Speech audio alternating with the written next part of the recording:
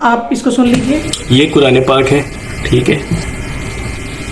میں اس سے بڑھ کر میرا خیال ہے وہ خاتون میری بہن بیٹیوں جیسی ہے. یہ قرآن پاک ہے جی. میں یہ بھی دکھا دوں بعد میں کہ جی وہ اوپر کا کور ہی پکڑا ہوا تھا, اندر تو خالی کتاب تھی. یہ پورا قرآن ہے جی. ٹھیک ہے.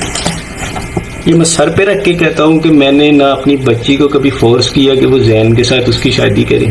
ہم نہ کبھی بچی کی شادی گھر میں ڈسکس ہوئی, نہ میری بیٹی نے کبھی مجھے بتایا, نہ اپنی ماں کو بتایا کہ وہ کسی لڑکے کو پسند کرتی ہے, نہ میرا کوئی ابھی بھی ارادہ ہے کہ میں اپنی بچی کی شادی زین سے کروں گا.